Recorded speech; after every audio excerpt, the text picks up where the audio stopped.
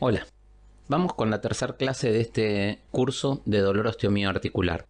En la primera clase hablamos un poco de la patología de consulta aguda, ¿sí? Principalmente lo que tiene que ver con traumatismos, fracturas, etc. En la segunda clase hablamos de dolor osteomioarticular crónico, particularmente una mirada diferente. Probablemente haya sido, para quienes no están acostumbrados, un poco engorroso, porque en realidad habla de nuevos conceptos que tiene que ver con el componente articular, ligamentario, miofacial, neural y visceral del dolor. Y empieza a hablar un poco de algunos conceptos como sobrecarga y capacidad de adaptación. Esto es muy importante y lo traigo a colación porque una de las principales causas de lumbalgia es la lumbalgia miofacial, que hablamos algo en la clase anterior y vamos a volver a repetir algunos conceptos ahora. Vamos a empezar un poquito por la definición de lumbalgia. Es el dolor o malestar localizado entre el borde inferior de las últimas costillas y el pliegue inferior de la zona glútea, con o sin irradiación a una o ambas piernas, sin que esta irradiación por debajo de la rodilla deba ser considerada de origen radicular.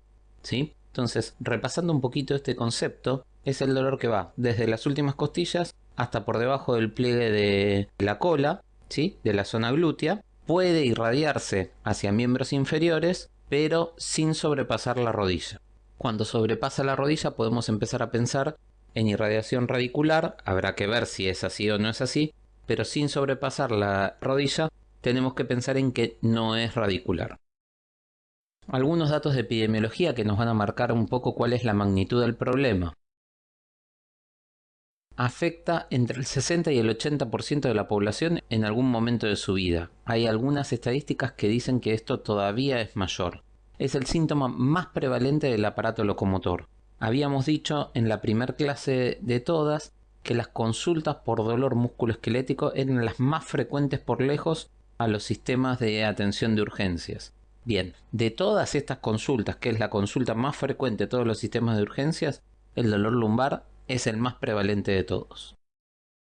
Entre el 3 y el 4% de los adultos jóvenes menores de 45 años y entre el 5 y el 7% de los adultos mayores de 45 años están crónicamente discapacitados por dolor lumbar bajo. Habíamos hablado de que el dolor musculoesquelético generaba, ¿sí?, mucha carga de vida con discapacidad. Este es uno de los principales motivos de vida con discapacidad. Lo vamos a ver en un ratito. El dolor lumbar bajo es el que más discapacidad genera de 291 problemas de salud, medido en años vividos con discapacidad, y se encuentra sexto en términos globales de discapacidad total. Esto es muy importante porque el impacto de la enfermedad, el impacto social y el impacto económico de esta patología es sumamente importante. Es una de las patologías que mayor número de derivaciones especialistas quirúrgicos en pacientes sin banderas rojas, es decir, pacientes que consultan por lumbalgia terminan viendo a un traumatólogo de columna o terminan viendo a un neurocirujano, aunque no tengan banderas rojas, ¿sí? Y duplica el número de estudios por imágenes de alta complejidad. Los pacientes tienen resonancias seriadas o tomografías seriadas para tratar de identificar cuál es el origen del dolor que tienen. Esto tiene un impacto económico sobre la salud muy importante. La lumbalgia crónica constituye el principal motivo de consulta en pacientes mayores de 65 años que consultan en forma ambulatoria a un programa de alivio del dolor del adulto, con una prevalencia del 71% de todos los pacientes con dolor osteomioarticular crónico. ¿Sí? Muy importantes estos datos. De todos los pacientes mayores de 65 años que van a ver un médico de dolor, casi el 70% son pacientes que consultan por lumbalgia. Estos pacientes son pacientes que tienen múltiples consultas, son policonsultadores, están polimedicados, hacen abuso de los antiinflamatorios desde todo punto de vista, tienen altas cargas de ansiedad y depresión, tienen altas cargas de desconfianza en los médicos y en el sistema de salud en general, generan un gran costo económico a los sistemas de salud, tienen grandes costos económicos los pacientes y un impacto social enorme. ¿Cómo clasificamos las lumbalgias? Las podemos clasificar según su duración. en agudas, menos de 6 semanas, subagudas, entre 6 y 12 semanas, en crónicas, más de 12 semanas, o en recurrentes, con periodos libres de síntomas de 3 meses. Es decir, pacientes que tienen lumbalgia tienen periodos libres de enfermedad, periodos con lumbalgia, periodos libres de enfermedad. También las podemos clasificar según su origen. Las lumbalgias crónicas inespecíficas son el 85% del total. Y esto es muy importante tenerlo en cuenta, y inespecíficas está con comillas no de casualidad, ¿sí? Es porque son lumbalgias en general donde los médicos somos muy inespecíficos para poder hacer el diagnóstico. Son lumbalgias que tienen que ver con el sistema osteomioarticular, que tienen que ver con esto que vimos en la clase anterior, lo articular, lo ligamentario, lo miofacial, lo neural y lo vascular. Si lo pensamos de esta manera y ponemos principalmente articular, ligamentario y miofacial, están acá dentro el 85% del total. En el año 2007 se publicó un artículo muy interesante en Annals of Internal Medicine donde describían, era una revisión de las lumbalgias orientada hacia los médicos clínicos, donde decían que el 85% de las lumbalgias eran de origen inespecífico y que no requerían ser estudiadas antes de 8 semanas. Y hacía hincapié, algo que en realidad cuando se empezó a replicar la información de este artículo, hacían hincapié en que había que buscar las banderas rojas para tratar de identificar cuáles eran esos pacientes que tenían más riesgo de tener una lumbalgia específica, es decir, por algún otro motivo. El problema es que en general no se buscaban las banderas rojas, al menos no las que no eran tan evidentes, y se dejaron de estudiar muchos pacientes que sí tenían lumbalgias específicas. Y la otra cosa que se empezó a hacer es a no tratar las lumbalgias inespecíficas, a no tratarlas porque en realidad se consideraba que dentro de las 8 semanas resolvían solas. Y en realidad lo que uno tiene que hacer es tratar de ser un poco más específicos con estos diagnósticos y estas lumbalgias inespecíficas traducirlas en lumbalgias miofaciales, en lumbalgias facetarias, en lumbalgias ligamentarias y empezar a hacer el tratamiento indicado para cada una de estas lumbalgias para poder mejorar la calidad de vida de estos pacientes. Por el otro lado tenemos las lumbalgias específicas que constituyen un 15% del total, ¿sí? Y en general estas lumbalgias son las que tienen banderas rojas. Son los pacientes que cursan con fiebre, son los pacientes que tienen antecedentes de un traumatismo, son los pacientes que tienen cambios en las características del dolor, que tienen una lumbalgia previa pero cambiaron las características, son pacientes que tienen foco neurológico, son pacientes que tienen impotencia funcional a punto de partida del dolor que tienen, ¿sí? Tienen otras características, pero también dentro de las banderas rojas son las lumbalgias que aparecen en chicos y las lumbalgias que aparecen en mayores de 55 años. Lumbalgias específicas son el síndrome radicular, tiene una irradiación por un dermatoma determinado, por compresión radicular, síndromes facetarios, canal estrecho lumbar y las lumbalgias médicas que suelen ser las infecciosas y las fracturas. Fracturas vertebrales, como dijimos recién, compromiso oncológico, reumatológicas y las infeccioso vascular y visceral.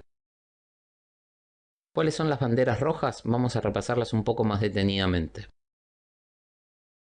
Tenemos banderas rojas generales, banderas rojas locales. Dentro de las banderas rojas generales son pacientes que tienen antecedentes de cáncer, pacientes que tienen pérdida de peso en el último tiempo, edad menor a los 20 años o superior a los 55 años, pacientes que tienen fiebre no explicada por otra etiología, pacientes que tienen factores de vulnerabilidad para infección, inmunocomprometidos o que están bajo tratamiento con corticoides, inmunomoduladores o inmunodepresores, pacientes con linfadenectomía. Mal estado general, existencia de factores de riesgo cardiovascular o sintomatología que sugiera componente cardiovascular, asociación con dolores óseos en múltiples lugares, tratamientos prolongados con corticoides, pacientes con osteoporosis. Y las banderas rojas locales, antecedentes de traumatismo violento, deformación estructural de aparición reciente, dolor inflamatorio. anestesia en silla de montar, retención de orina o incontinencia por rebosamiento, déficit neurológico difuso, déficit motor progresivo.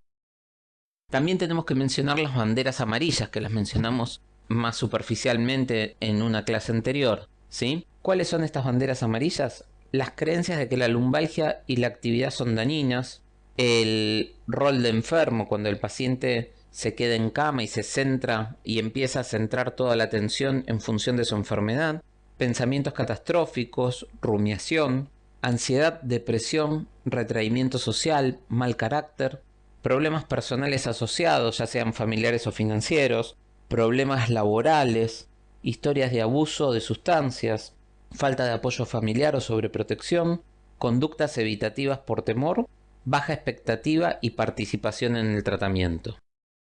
¿Cuáles son los pacientes que tienen mayor riesgo de cronicidad? Son los que tienen historia previa de lumbalgia, son los que tienen pobre estado físico y no hacen nada por mejorarlo, son los que tienen compromiso neurológico, los que tienen una autocalificación de mala salud percibida, son los pacientes que permanentemente dicen, y como estoy con estos achaques, ¿qué quiere? Es la edad, siempre tengo que tener algo, etc. Tareas laborales pesadas, quejas sobre las tareas laborales, acciones médico-legales en curso, obesidad y tabaquismo, y otras adicciones.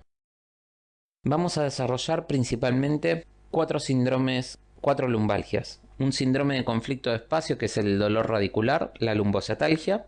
Vamos a hablar del síndrome miofacial, sobre todo el síndrome del glúteo menor, que es una pseudociática. Vamos a hablar del síndrome fracturario, la fractura vertebral, y vamos a hablar del dolor inflamatorio e infeccioso por una espondilolisitis. El síndrome de conflicto de espacio, la lumbocetalgia, es el primero que vamos a tratar.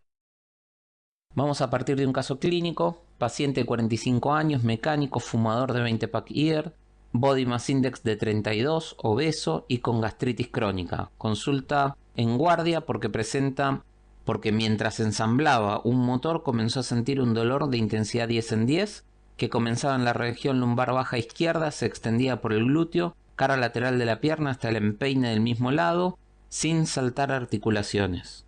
Lo refería eléctrico, quemante, como hormigueo en el mismo recorrido del dolor. Empeoraba con la tos y al ir de cuerpo. Tomó diclofenac con betamethasona y vitamina B12 cada 8 horas durante 7 días, sin efecto, a pesar de que los 3 primeros días lo hizo intramuscular. ¿Qué tiene este paciente? Si pensamos un poquito y vemos la distribución del dolor, la aparición, el cuadro en general, vamos a ver que lo que tiene es una lumbocetalgia aguda. ¿Cuál es la fisiopatología de esto? Es un conflicto de espacios, es un síndrome de tensión neural.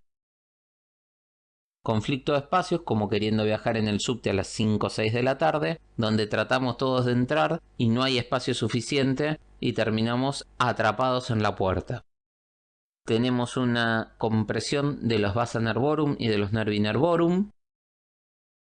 Y en definitiva tenemos un conflicto de espacios que hace que haya una tensión neural adversa que la evaluamos desde la base del cráneo hasta la punta de los dedos del pie al generar una tensión neural, como por ejemplo con la maniobra de la SEC al elevar el miembro.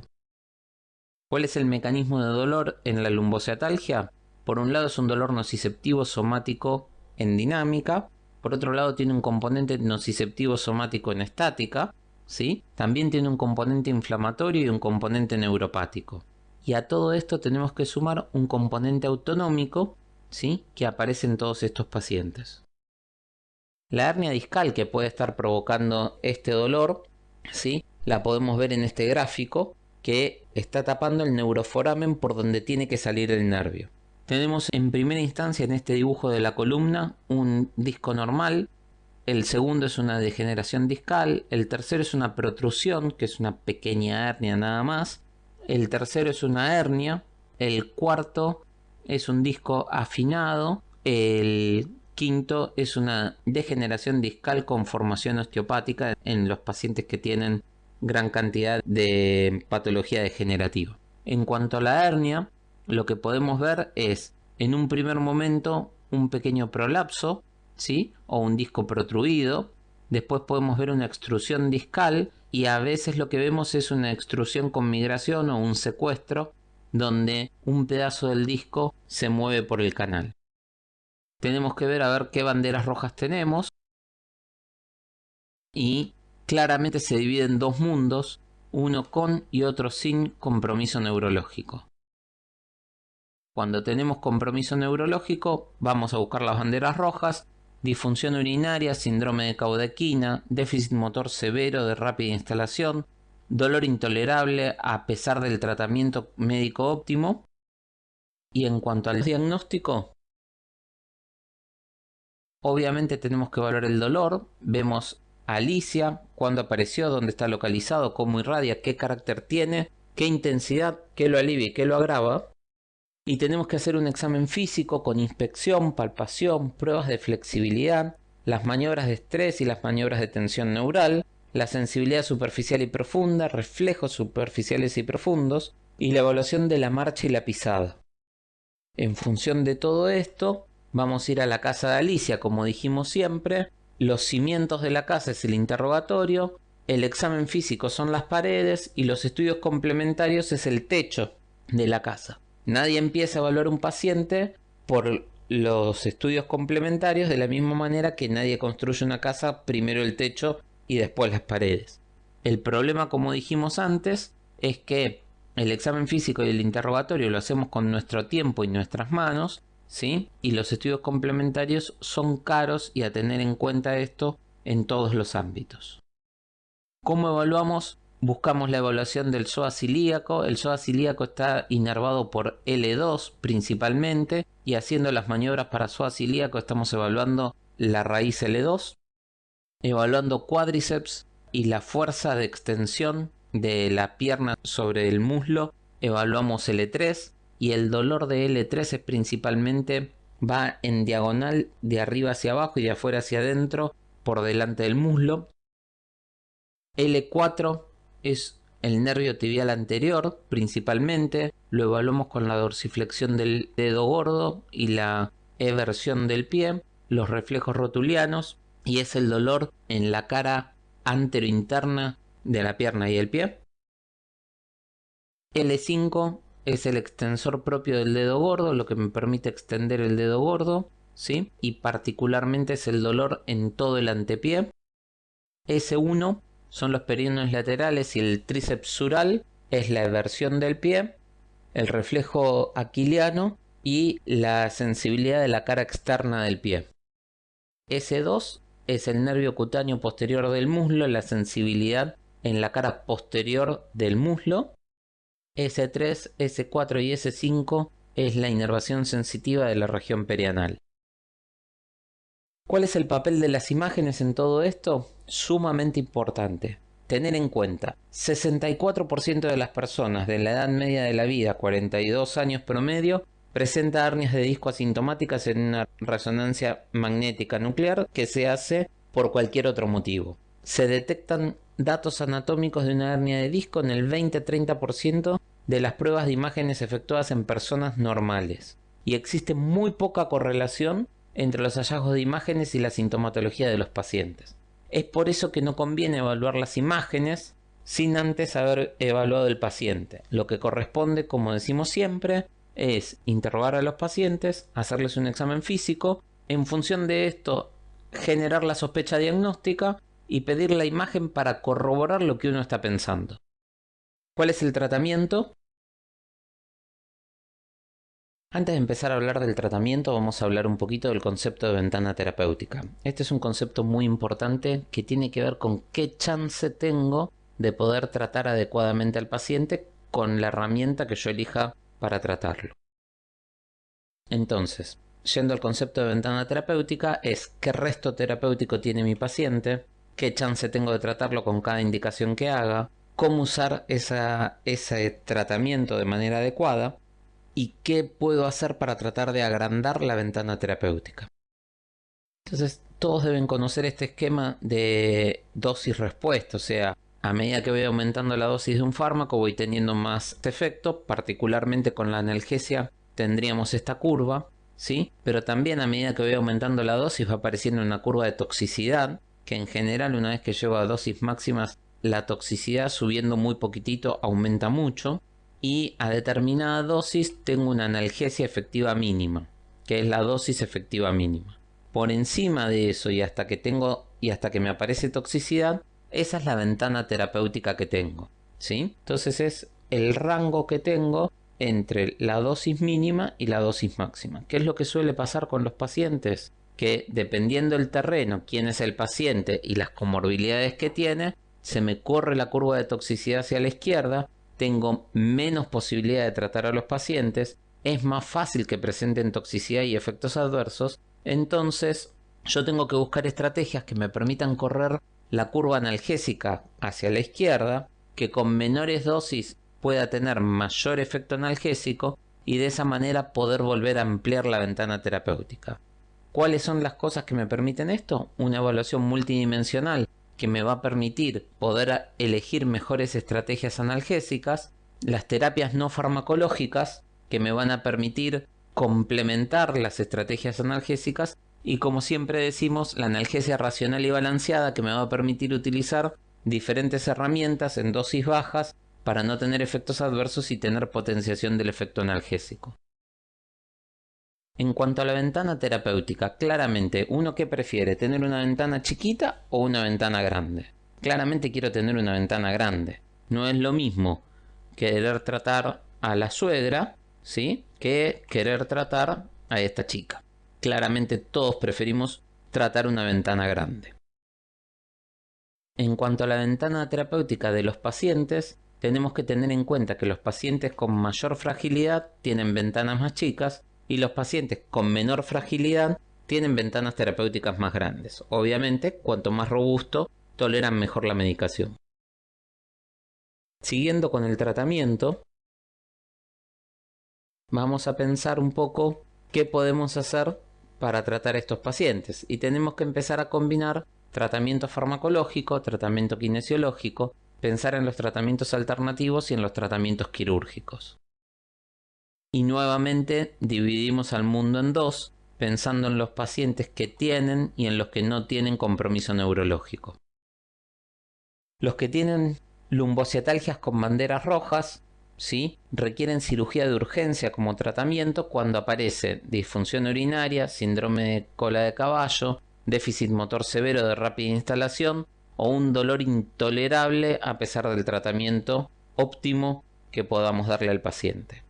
¿Cuál es el tratamiento de las lumbociatalgias con banderas rojas, pero que no tienen estas características, que requieren tratamiento quirúrgico? Es un tratamiento quirúrgico generalmente con microdisectomía, pero puede ser alguna otra estrategia quirúrgica. Son los pacientes que continúan con dolor después de 45 a 60 días de tratamiento, que tienen varios episodios anuales de remisión y recidiva del dolor lumbar y que le genera un alto impacto funcional. Los pacientes que evidencian una franca hernia discal o de un bloqueo foraminal importante con una protrusión claramente lateralizada y que a pesar de tratamiento óptimo con bloqueo, con un tratamiento farmacológico, kinésico, etc., no mejoran con el correr del tiempo, y los que tienen una clara correlación clínico-radiológica de las imágenes.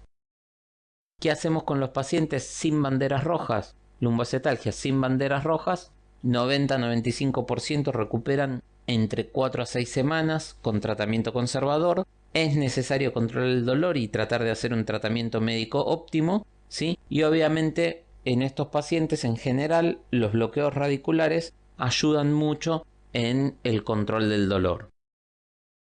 Dentro del tratamiento farmacológico tenemos que pensar en AINES típicos, atípicos, adyuvantes como los corticoides, como los pentines y como los relajantes musculares y opioides, según lo que requiere el paciente. Paracetamol vamos a usar en dosis de 500 a 1000 miligramos cada 6 horas. Los antiinflamatorios podemos usar diclofenac 50 miligramos cada 8 horas por 5 a 7 días. Podemos usar COX-2 como el etoricoxib en dosis de 60 a 120 miligramos en una sola toma diaria por 5 a 7 días. Podemos usar corticoides si lo consideramos necesario, dexametasona de 4 a 8 miligramos una vez por día. El primer y el segundo día podríamos usar una dosis un poco mayor, 8 miligramos cada 12 horas.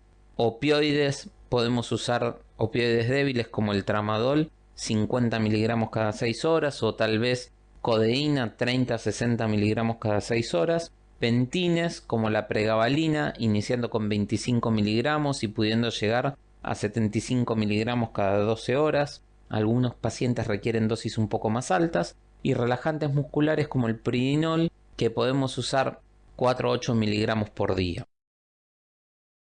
Dentro del tratamiento invasivo tenemos los bloqueos radiculares. Como habíamos visto esta imagen, podemos hacer bloqueos epidurales, podemos hacer bloqueos radiculares, y acá están representados otros bloqueos más que no son particularmente para dolor radicular, pero tenemos que tenerlos en cuenta como alternativa terapéutica. Y el bloqueo consiste en la infiltración epidural transforaminal, tiene un efecto significativo en el alivio del dolor radicular lumbar con un nivel de evidencia 2.1 a corto plazo y a largo plazo un nivel de evidencia 2.2 con una fuerte recomendación. Sirve para tratamiento sintomático, sirve para patología borderline, responde el 75% de las radiculopatías leves y el 25% de las severas. Patología con dudosa correlación, sirve para diagnóstico, es decir, que los bloqueos los podemos hacer con intención diagnóstica cuando no estamos seguros si es un dolor radicular, o lo podemos hacer con intención terapéutica cuando estamos seguros de que es un dolor radicular. En caso de mejorar con un bloqueo radicular pero no persistir la mejora por periodos prolongados, se puede realizar una radiofrecuencia pulsada del ganglio anexo de la raíz dorsal, que suele dar una mejoría más duradera. Este es un procedimiento similar a un bloqueo, pero cambia la aguja y es una aguja que está conectada a un generador de radiofrecuencia, y lo que hace es levantar y bajar la temperatura en forma pulsada, que lo que hace es modular la respuesta y la transmisión de la información neural en el ganglio anexo de la raíz dorsal, que si el bloqueo había presentado una gran mejoría, a veces la radiofrecuencia pulsada puede dar una mejoría un poco más prolongada. Dentro de los tratamientos no farmacológicos podemos hacer crioterapia, podemos hacer movilización neural, terapia manual, ozonoterapia, acupuntura, entre otras cosas. Todos estos tratamientos no farmacológicos tienen determinados grados de evidencia que los podemos ver en la bibliografía. En caso de no obtener mejoría pese a los esfuerzos terapéuticos hechos hasta el momento, ya sea con tratamiento no farmacológico, con tratamiento farmacológico óptimo, con tratamientos mínimamente invasivos como los bloqueos, requiere tratamiento quirúrgico estos pacientes, ya sea con microdisectomía o con alguna otra técnica.